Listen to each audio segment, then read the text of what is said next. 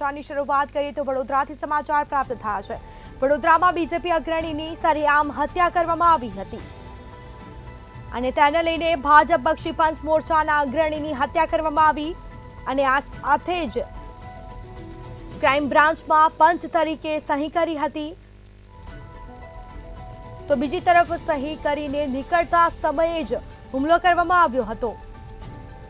તો સમગ્ર મામલે બાળ લગ્નની માહિતી કેમ આપે છે કહી અને હુમલો કર્યો, સમાચાર સામે આવી રહ્યા છે। વડોદરામાં બીજેપી અગ્રણીની સરેઆમ હત્યા કરવામાં આવી।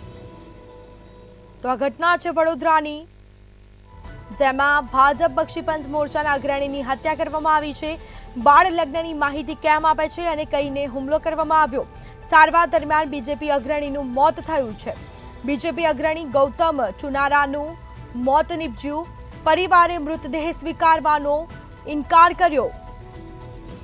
તો વધુ વિગતો સાથે સંવાદદાતા નિલેશ બ્રહ્મભટ્ટ આપણી સાથે ફોન લાઈન પર જોડાઈ ગયા છે। જી, વડોદરા ખાતે બીજેપી અગ્રણીની સરેઆમ હત્યા કરવામાં આવી છે, શું છે સમગ્ર મામલો?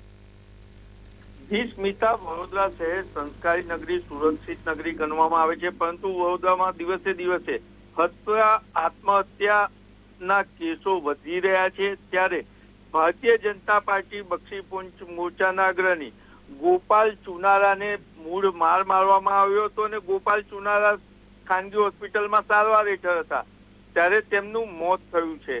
કહી શકાય કે 9મી મેના રોજ સયાજી હોસ્પિટલ સામે ક્રાઇમ બ્રાન્ચની કચેરીમાંથી જ પંચ તરીકે સહી કરી ગોપાલ ચુનારા નીકળ્યા હતા। ત્યારે કૃષ્ણા ચુનારા, જતીન ચુનારા, અનીશ ચુનારા એ ભેગા થઈ અને ગોપાલ ચુનારા પર લોખંડ અને પાઇપના સળિયા વડે હુમલો કર્યો હતો અને ગોપાલ ચુનારાને ત્યારબાદ સયાજી હોસ્પિટલમાં સારવાર ખાતે ખસેડ્યો હતો અને ત્યાંથી ગોપાલ ચુનારાને ખાનગી હોસ્પિટલમાં સારવાર માટે લઈ ગયા હતા।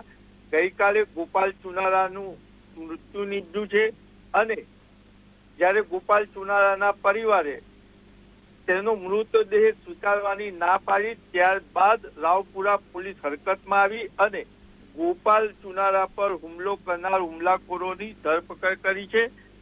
અને મહત્વની બાબત જે એમના પુત્ર જણાવી રહ્યા છે પ્રમાણે ગોપાલ ચુનારા પર આ અગાઉ કોટ ગણેશ દર્શન કરવા ગયા હતા ત્યારે પણ હુમલો થયો હતો, ત્યારે પણ તેમને ફરિયાદ નોંધાવી હતી, પરંતુ પોલીસના ઉદાસીન વલણના કારણે આજે ગોપાલ ચુનારાનું મોત નીપજ્યું છે। જો પોલીસે અગાઉની ફરિયાદમાં તપાસ કરીને આરોપીની ધરપકડ કરી લીધી હોત તો ગોપાલ ચુનારાનું મૃત્યુ ના થાત। એટલે કહી શકાય વડોદરા શહેરમાં સંસ્કારી નગરજનોની સાથે સાથે ભારતીય જનતા પાર્ટીના હોદ્દેદારો પણ હવે સુરક્ષિત નથી।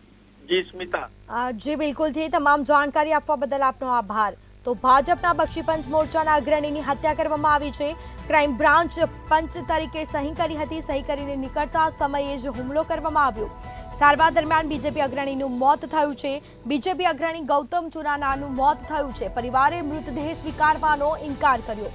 તો પોલીસે સઘન તપાસ કરી આરોપીઓને પકડી પાડ્યા છે અને કાયદેસરની કાર્યવાહી પણ હાથ ધરવામાં આવી છે। તો સમગ્ર મામલે કાર્યવાહી હાથ ધરાઈ છે। વડોદરાની આ ઘટના બીજેપી અગ્રણીની સરેઆમ હત્યા કરવામાં આવી। તો આ મામલે પરિવારજનો દ્વારા મૃતદેહ સ્વીકારવાનો ઇનકાર કરવામાં આવ્યો હતો। સાથે જ બીજેપી અગ્રણી ગૌતમ ચુનારાનું મોત થયું છે। પરિવારે મૃતદેહ સ્વીકારવાનો ઇનકાર કર્યો। પોલીસે સઘન તપાસ કરી આરોપીઓને પકડી પાડ્યા છે અને કાયદેસરની કાર્યવાહી હાથ ધરાઈ છે।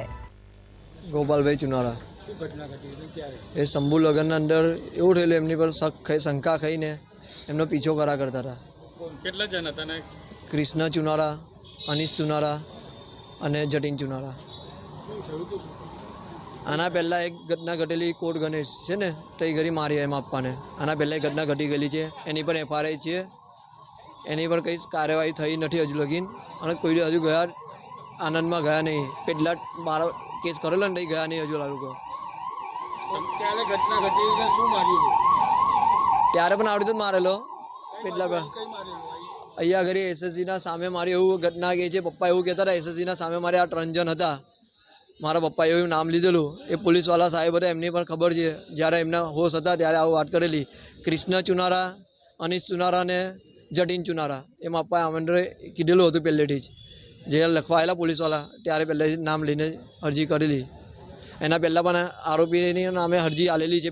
એને પહેલાં પણ આલેલી છે મારા પપ્પાએ અરજીઓ કે આ લોકો મારો પીછો કરે છે આવી રીતે. તારા પપ્પા શું કરે? બક્ષીપંચ મોરચાના પ્રમુખ હતા ભાજપના.